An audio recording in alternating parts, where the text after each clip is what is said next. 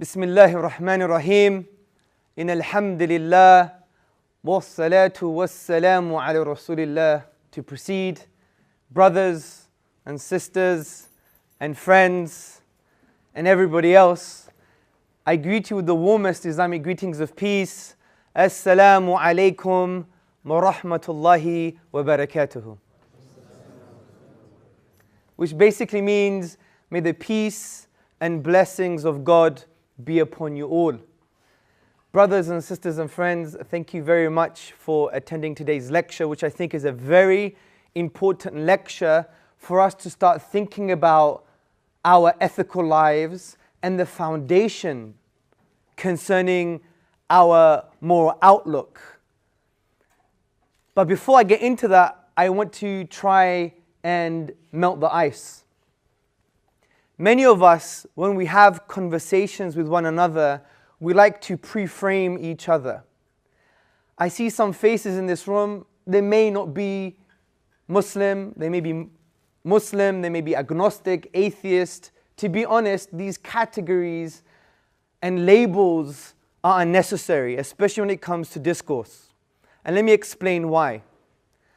Because I think the problem in when we try to engage with each other's ideas is the problem of categorization, and it is the problem of pre-framing each other.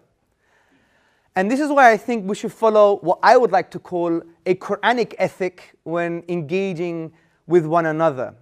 Interestingly, in the Quran, in the 2nd chapter, God, He announces that He's going to send down a man on earth as a vicegerent to take care of the planet.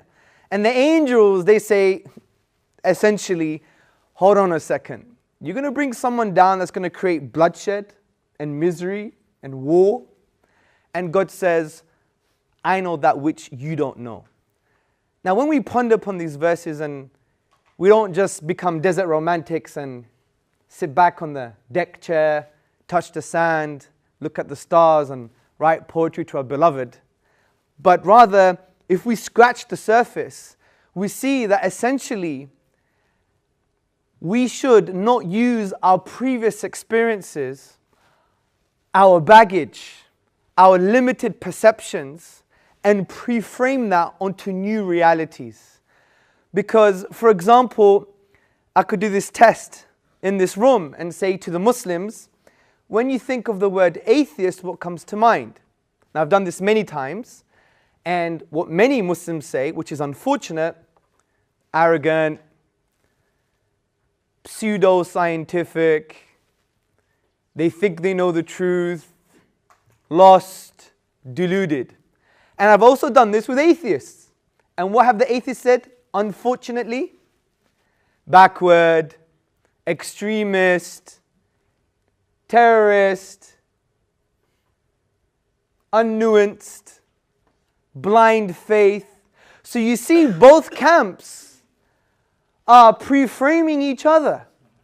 And this is the biggest problem. We've pre-framed each other. And that's why we can't connect with one another. So the cliches concerning the atheists are obviously wrong. And the cliches concerning the Muslims is also wrong. But we don't get it. You know why? Because we're carrying this baggage. We're carrying this limited experience, these limited perceptions, and we're imposing it on these new realities. Even when you look at me, I'm not saying I'm popular, but maybe you've seen my debate with Professor Lawrence Krauss. Famous atheist, Tezortziis, has a debate with him. I come across in a certain way, I agree. At times I come across arrogant, at times humble, at other times a little bit confused. There's a whole myriad of emotional dispositions coming out. So I don't blame you if that's the only thing you saw and you came to this room and said, right, I'm going to get this guy. And that's why I really want to focus on this psychological element in the beginning, because it allows us now to listen to the words and the meaning that they represent, and not the personality or the emotions or our previous narrative. Imagine all human beings did this. We will all fall in love, right? So I think it's very important for us to connect that way. Insha'Allah, which means God willing. So today's topic, brothers and sisters, is if good and evil exist, then God must exist. And this is the summary of today's argument.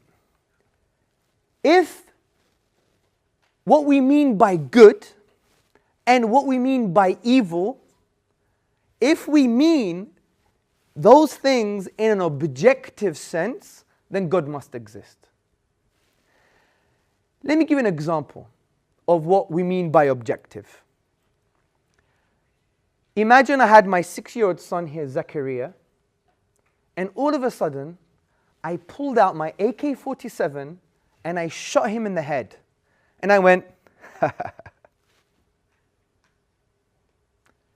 I think everybody, intuitively and within ourselves, even if we sideline our emotions, we would say that is not only immoral and evil, but it is objectively immoral and evil.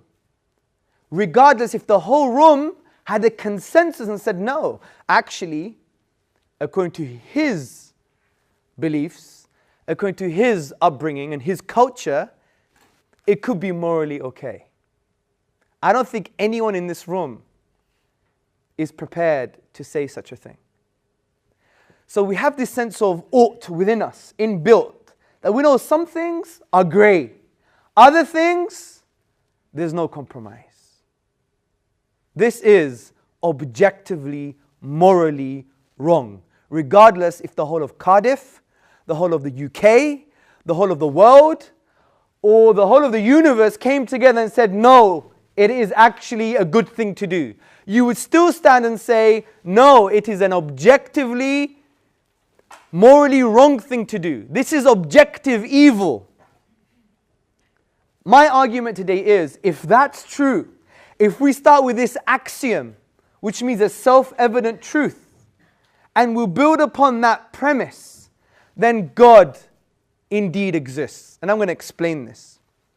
But I want to really be nuanced here and tell you what we are not saying.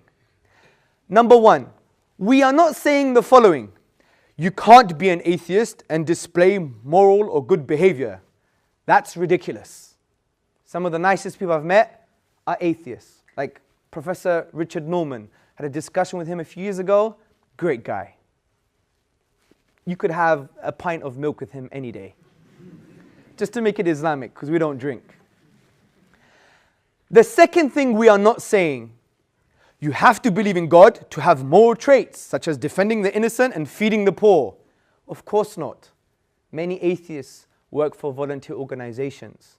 Many are activists, especially for liberal movements that want equality and rights and human rights for many countries. So they have their sense of what they think is right. Number three, we are not saying just by being a believer, you will have good behavior. You know this, Muslims, right? It's in our families, in our homes. We have issues. We're human beings. Nobody's perfect. So we're not saying these things in this argument. This is what we are saying. Number one, if God doesn't exist, then you can never say objectively that killing my innocent 6-year-old is morally wrong. Because moral values such as murdering innocent people for entertainment is wrong, and defending the innocent is good, will be just mere social conventions. Like, is it okay to pick your nose at the dinner table? Or to burp loudly? Why? People are thinking now, but why is that the case? Why is it the case that in order for me to assert that killing an innocent 6-year-old is objectively morally wrong, why is it the case for me to assert this, then God must exist? Why? Because brothers and sisters and friends, without God there is no foundation for objective moral values. Why? Because think about the concept of God, of the divine reality. The concept is that you can't really attribute subjectivity to this concept because God transcends human subjectivity by definition. He is the only kind of conceptual anchor point that transcends human relative and subjective perspectives. Now you may think, but there are other possible foundations for morality. And in moral philosophy, this is called moral ontology. You don't have to know that term, but just to spice up the language a bit, it's moral ontology, the foundations, the grounding for our moral outlook. Now you may think there are other possible sources for morality. Number one, biology. Number two, social pressure. Number three, social realism. And we're going to discuss what these mean. Sorry, moral realism. And we're going to discuss what these mean. Now, what's an interesting atheist position, before we get into the other alternatives, is that some academic atheists have said, you know what?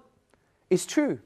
If you remove the divine out of the picture, we can never assert, according to our framework, our model, our worldview, our atheistic philosophy, if one exists. You can never assert that there are objective moral values, or that's objectively evil, or that's objectively good. You can never assert this.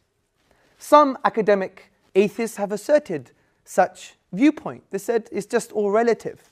For example, the late Professor J.L. Mackie, in his book Ethics, Inventing Right and Wrong, he says the following on page 15, and it was published by Penguin. He says, there are no objective values.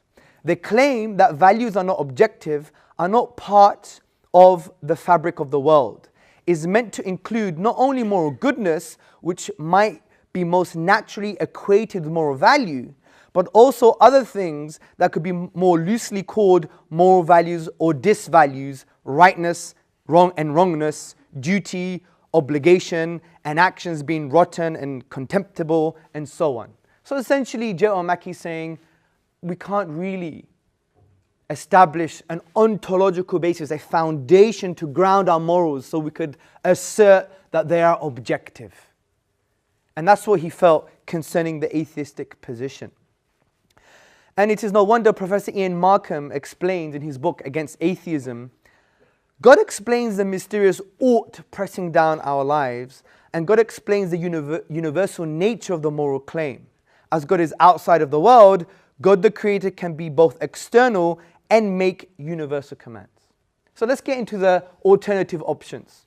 What about biology? Can biology or evolution or natural selection form an ontological grounding, the rational foundations to really peg our moral values, what we think is absolutely right or absolutely wrong? Can biology become that foundation to ensure we can say that killing Zachariah is morally wrong, objectively, regardless if the whole world came together and said it was right? Well, let's see. And let me start with an interesting example that Charles Darwin actually called an extreme example in his book, The Descent of Man and Selection in Relation to Sex. He says, if men were reared under precisely the same conditions as hive bees, there can hardly be a doubt that our unmarried females would, like the worker bees, think it a sacred duty to kill their brothers, and mothers would strive to kill their fertile daughters, and no one would think of interfering. Because if we were just a reaction to social biological conditioning, then if we were reared like the hive bees, then we could be doing these things that we now consider immoral. Take, for instance, if we were to be reared just like the nurse shark. The nurse shark actually wrestles with its mate, which is tantamount to rape. So if we were reared according to the same conditions as the nurse shark, then we wouldn't be saying rape is morally wrong. This was Charles Darwin's view, in terms of giving an extreme example to say, well, if we were just a reaction to social biological conditioning, then there is a particular issue. It doesn't ground it objectively because it's relative to biological changes. It is no wonder Michael Rules, the philosopher of science, is an atheist also, in his Evolutionary Theory and Christian Ethics in the Darwinian Paradigm. He says, morality is a biological adaptation no less than our hands and feet and teeth. I appreciate that when somebody says, love thy neighbor as thyself, they think they're referring above and beyond themselves. Nevertheless, such reference is truly without foundation. Morality is just an aid to survival and reproduction. Any deeper meaning is illusory. This is his views, and he is an atheist. Now, Professor Dan Dennett, who wrote the book Consciousness Explained, I believe in 1991, he tried to argue that we don't really have what I would call the subjective inner experience. He argues it's an illusion because he's like a type A materialist, which basically means that there is no what it is to be like. For example, Hamza, he has a strawberry, and there is a particular subjective phenomenal experience, which is like the experience that is only unique to myself. What it is like for Hamza to eat a strawberry. He almost denies that and says it's just neurochemical patterns in the brain. You don't have this inner experience. And he writes somewhere else that basically the idea of rights, human rights, from a Darwinian perspective, I believe he quotes someone else, he says, is nonsense upon stilts. We've just elevated our sense of human rights, they're objectively good. You know, these liberal, neoliberal human rights, the UN Charter on Human Rights, these are objectively good. The whole world must come and agree to them. Unfortunately, even sometimes at the barrel of a gun. But yet, even from a philosophical perspective, it's nonsense on stilts. Because where's your ontological foundation? Where's your rational grounding to ensure that these are objective? Because if you're trying to look for an objective basis, you're going to be looking at God, not at biology. Now some may argue, okay, fine, evolution may not give you the answers. What about natural selection though, which is particular to evolution? Now they may say, well, natural selection can provide us with that kind of rational foundation. Well, this is not true either, because all that natural selection can do is provide us with the capacity to formulate ethical rules. It doesn't give us the foundation for objective moral truths, or the foundation to see and acknowledge and assert that this is objectively evil. This is why the moral philosopher Philip Kitcher, he writes, all that natural selection may have done for us is to equip us with the capacity for various social arrangements and the capacity to formulate ethical rules. And this is cited from the moral argument by Mark D. Linville in the Blackwell Companion to Natural Theology. So biology is not an explanation for our sense, that inner kind of assertion that some things are objectively right and some things are objectively wrong. Someone may argue, like many humanists argue, especially humanists from the British Humanist Association. I had a discussion with Andrew Compson, who I believe heads the group in the University of Birmingham, and he asserts that the way we get our morals objectively is through coming together as human beings. Fair enough. That equates to social pressure. But if social pressure becomes a kind of foundation for objective morals, we have a few issues. The first issue is, and yes, I know some people think this is the minute you cite Nazi Germany is the minute you lose an argument. No, that's not actually true. I want you to understand the example. There was a form of social pressure that killing Jews was okay in Nazi Germany. Yes, there were people who disagreed with this. Yes, there were activists who were fighting against this. We know that. But there was a consensus that it was morally okay. If we accept that as a basis for our moral values to make them objective, then we're in trouble. How can we objectively say that killing 6 million Jews is objectively morally wrong? It's objectively evil. As a theist, I can say that. As a non-theist, using social pressure as an argument for the basis of my moral outlook, that would be very problematic. How can you say such a thing?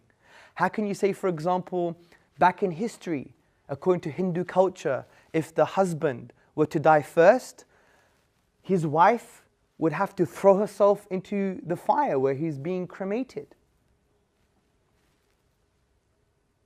how can we say that's objectively morally wrong if we cite social pressure? We cite this coming togetherness to agree on particular morals and values. And if we understand, for example, society properly and we study social psychology or social constructionism, we see that society is not this static thing, it changes. For example, if you read the book Social Constructionism, published by Routledge, by Vivian Burr, she argues that there are certain constructs in society. Like, for example, take beauty as an example. I know this is not everybody, it's a bit of a cliche, but I think you get the example. We have this L'Oreal because I'm worth it culture. And we have this reductionist view on beauty. Like you may see sometimes in the magazines, I love my husband because he has great cheekbones. And what about the rest of him? Right? So we have this reductionist view on beauty because unfortunately, via capitalism and avid materialism and neoliberalism, I would argue, combine all of these things together in a cocktail, they create dispositions that actually view beauty in that way. But it's very hard sometimes, especially in a popular culture sense, to understand beauty in a holistic way. The inner beauty, plus the outer beauty, plus the whole is greater than the sum of its parts. And that happens because of the social construct. And Vivian Burr argues the people who have the power to shape the discourse, like the capitalists, those who have money and power, the politicians, the media, they shape our understanding of words, which therefore shapes our disposition, which therefore shapes the entire society. Take the word love, for example. Many of you may define love not like Rumi, because Rumi said, the famous poet, when the pen writes of love, it breaks in two. But we would define love as maybe an internal emotion. That's why you have some crazy guys who beat up their wives or girlfriends. They'll say to the police, but I love her really. Because it's become an internal emotion. But if you look at a few hundred years back, especially in Greek culture, my grandmother would say to me, Ela edo na se agabiso ligagi, which means come here, let me love you for a bit. It was a behavior. Obviously there are grays. But what I'm trying to show you is even our understanding of words shapes our disposition. And those words and the meaning behind them are actually constructed by powers in our society. This is social constructionism, people. We're enslaved to it, frankly.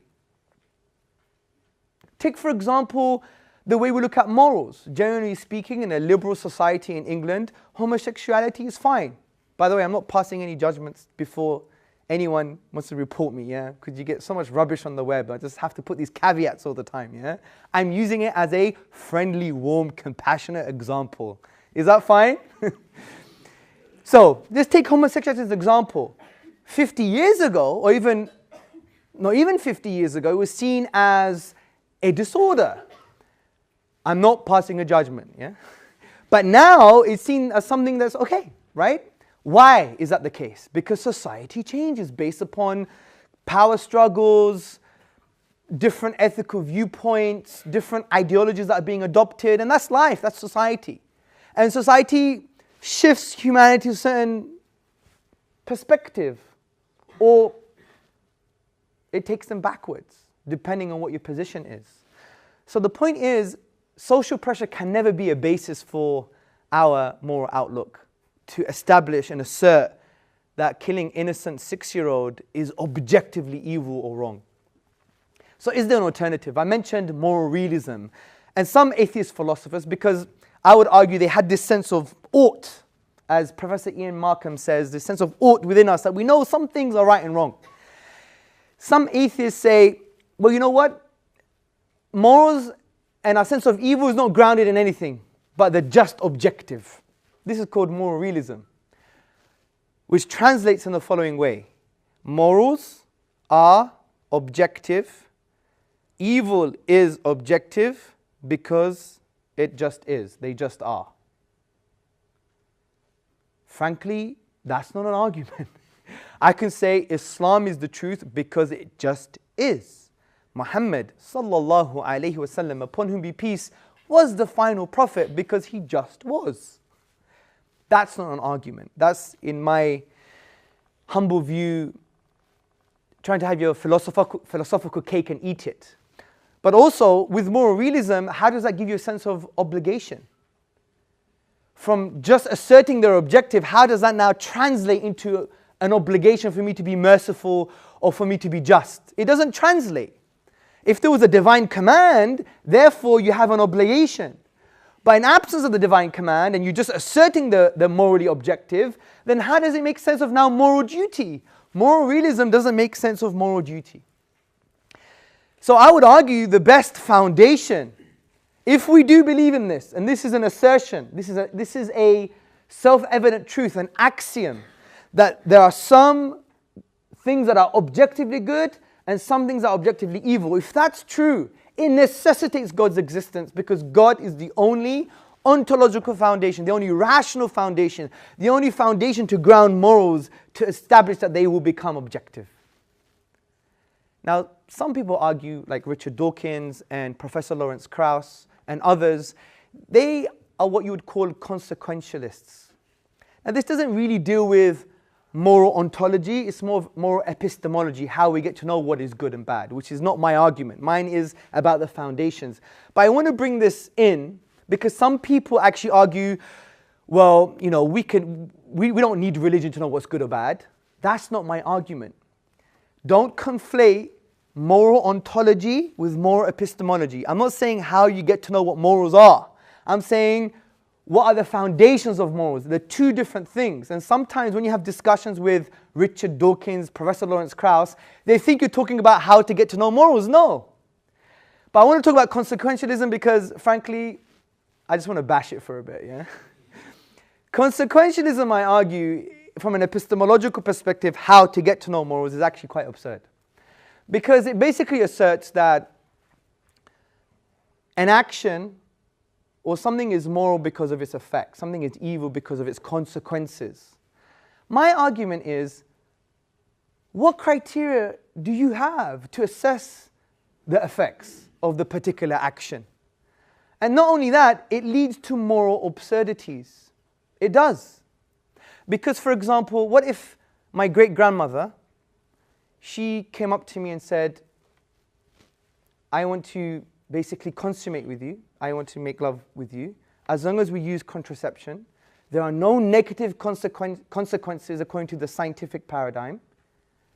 What makes that wrong? From consequentialism, it's not wrong at all. She's given me permission, I've given her permission, we have contraception, so it doesn't affect anything. There you go. Consequentialism says that's not really wrong. That's why when I had a discussion with Professor Lawrence Krauss, I asked him the question, why is incest wrong? I didn't actually want to pass a judgment. I asked him, I wanted to find out his foundations, but then he said, although he said, and to be fair to him, he found it a bit abhorrent and he wouldn't advocate it, but he said he could not say it's absolutely morally wrong if a brother and sister came together, they fell in love, and they used contraception, it was only once, I could not say it was absolutely morally wrong. Because he's a consequentialist. And I think we're moving more down this consequentialist route, especially in the Western world. And I think it's a very dangerous position. It's a very dangerous path to take because it leads to these type of moral absurdities. And you can think of greater, worse ones. Actually, I have worse ones as examples, but because of some young angels in this room, I don't want to offend anybody. But you can logically follow what I'm trying to get at here. So, I think we have a good argument. But some people claim, what about the famous dilemma, Plato's dilemma, also known as Euthyphro's dilemma? And this is the dilemma. It says, well, you argue that God is the only basis for objective good and evil. Well, is it good because God commanded it, or is it good because of the commands of God are good?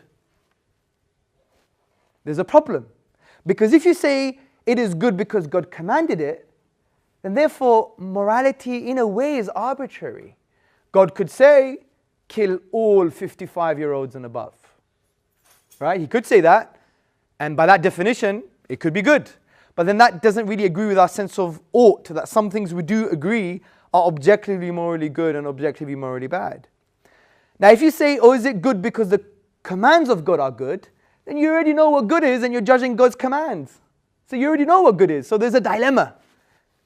Where do we go? I believe this is a false dilemma. We could chop it in half and have a third alternative. And it's summarized best by Professor of Philosophy Shabir Akhtar in his book, The Quran and the Secular Mind, published by Routledge. On page 99 he says, there is a third alternative, a morally stable God of the kind found in Scripture, a supreme being who will not arbitrarily change his mind about the goodness of compassion and the evil of sexual misconduct. Such a God always commands good because his character and nature are good. So his commands are good because they are derivatives of the divine will, and the divine will is that he is good. Now you may argue, well, why is God the definition of good? Because you're assuming God by definition is the definition of good.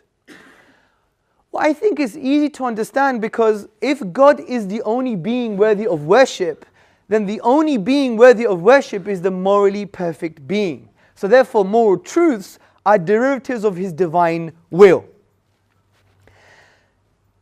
This is no wonder Richard Taylor in Ethics, Faith and Reason, he says, contemporary writers in ethics who blithely discourse upon moral right and moral wrong and moral obligation without any reference to religion are really just weaving intellectual webs from thin air, which amounts to saying that they discourse without meaning. Now, let me give you the Islamic basis for this argument. Now, Islam, especially when you read the Quran, many verses imply that good and evil have an objective nature. Okay? For example, the Quran says in chapter 4, verse 78, if any good reaches them, they say this is from God. But if any evil befalls them, they say this happened because of you. Say all things are from God. What is wrong with these people that they do not understand any word? So the verse itself assumes that that good is actually good and that evil is actually evil. So it's not basically saying that good that may be relative. It's saying it's good because it transcends human subjectivity from this perspective, because the divine verses, we believe, are universal. And it's no wonder Ibn Taymiyyah, the 14th century theologian, he said, God commanded and prohibited according to his knowledge of the benefits and detriments to servants in the command, the prohibition, the thing commanded and the thing forbidden. Essentially saying that his commands are derivative of his will. And his will it doesn't go against his own nature, which is the wise, the knowing, al-Qudus, the holy, the good. And this is why if you refer to Quran chapter 59 verses 22 to 24, you see that God refers to himself as the perfect, as the holy.